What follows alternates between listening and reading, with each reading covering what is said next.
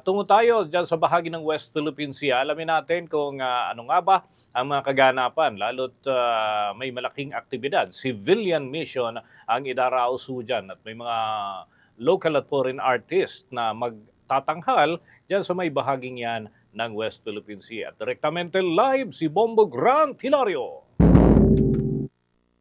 Bombo Dennis, planong isagawa simula ngayong araw ang kauna-unahang peace concert sa kontrobersyal na teritoryo ng bansa sa partikular na ang West Philippine Sea, kung saan nag-umpisa na maglayag kahapon mula sa Maynila patungo dito sa El Nido, Palawan ang barkong MV Kapitan Felix Oca na siyang may lulan sa mga volunteers at ilang kasamahan ng atin ito koalisyon. Ito na ang pangatlong opisyal na misyon ng naturang sibilyang grupo na siyang layong magtungo at magpunta sa West Philippine Sea. Bagamat nananatili pa ring mariin ang kanilang paniniwala na teritoryo ng bansang naturang parte ng dagat, ang paglalayag ngayong taon ay siyang naiiba.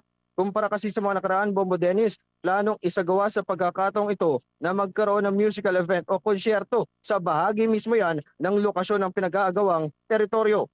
Ayon sa presidente ng Philippine Rural Reconstruction Movement at co-convener ng atin ito coalition na si Edicio de la Torre, ang pagsasagawa umano ng isang konsyerto sa gitna ng dagat ay gusto nilang matingnan. Naniniwala kasi siya at ng grupo na ang musika at kanta ay posible na mayroong malaking epekto, kaya't ito ay nais nilang masubukan. Dagdag din niya na ang pagsasagawa ng ganitong uri ng aktibidad ay upang mas maibahagi o mapalalim ang kanilang komunikasyon para maipakalat ang paninindigan at posisyon sa West Philippine Sea. Narito, pakinggan muna natin ang tinig ni Edicio de la Torre, ang co-convener ng atin ito coalition at presidente ng Philippine Rural Reconstruction Movement. Alam naman natin, the power of song and music.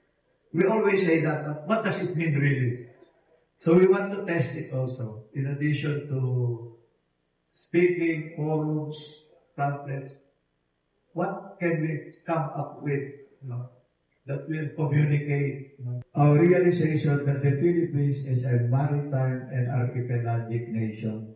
Integral sa ating nation is not just the land, it's the sea.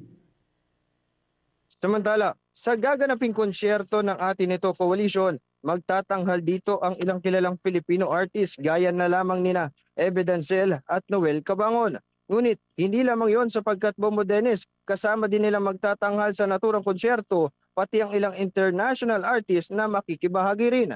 Katulad na lamang ng Korean girl group na Aimond, South Korean-based boy band Horizon, Malaysian artist na si Fiona at ilan pa. Sa ngayon, Bombo Dennis, nandito tayo nakantabay sa El Nido, Palawan upang maantabayanan at makasamang tumutok sa paglalayag ng naturang grupo. Mamaya kasing tanghali ay isasagawa naman ang isang press conference pa bago formal na simula ng misyon mula dito sa El Nido, Palawan patungo naman sa destinasyong West Philippine Sea. Bombo Grant?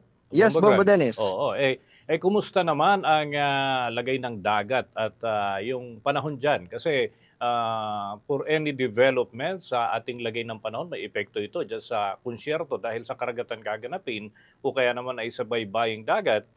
Kumusta yung ating lagay ng dagat at panahon dyan sa bahagi ng Palawan sa West Philippine Sea? Bombo Dennis, sa kasalukuyan na bumubuhos ang malakas na ulan dito sa kung saan tayo nakantabay dito sa El Nido, Palawan, kung saan ay patuloy yung pagbuhos at pagpatak ng ulan simula kanina pang alas 6 ng umaga. Bombo Dennis, ito nga sa ating pakikipanayam din sa mga kasamahan ng atin ito coalition, sinabi nila na naka-schedule na alas 6 ng umaga inaasahan na darating yung MV Kapitan Felix Oca na may lulan sa mga volunteers ito. Ngunit Bombo Dennis, sa ating pagantabay ay mukhang maantala ito ng baagya at inaasahan na mamaya pang mga alas 8 ng umaga ito darating dito sa El Nido, Palawan. Okay, Bombo Grant, huling punto, tuloy ba itong konsyerto na ito at gaano tatagal yung aktibidad dyan sa bahagi ng West Philippine Sea? Gaano kayo mananatili katagal dyan sa naturang parte ng ating teritoryo, Bombo Grant? Bombo Dennis, yung sinasabi nating konsyerto na mangyayari dito sa West Philippine Sea, Una muna yung magaganap ngayong araw, mamaya yan mga bandang alas 5 ng hapon hanggang mamaya alas 8 ng gabi, kung saan ito muna yung isasagawang pre-departure concert ng atin ito koalisyon. Pagkatapos niyan ay magpapahinga muna saglit, mag-oorganisa muli upang bukas ng madaling araw sa oras at ganap na alauna ng madaling araw, doon naman ang paglalayag, pagsisimula patungo na yan mismo sa Pag-asa Island, West Philippine Sea ng atin ito coalition. Pagkatapos niyan, pagkadating doon ng mga bandang tanghali, ay doon naman nila isasagawa ilang pang training, educational sessions, at pagkatapos niyan, kinabukasan muli niyan, doon naman muli gaganapin ang ikalawang konsyerto. Doon na yan mismo sa parte ng karagatan ng West Philippine Sea. Okay, maraming salamat, Bombo Grant. Mag-ingat kayo dyan. Live mula dito sa El Nido, Palawan, Bombo Grant Hilario nag-uulat para sa the #1 and most trusted radio network in the country, Bombo Radio Philippines, Basta Radio. Bombo!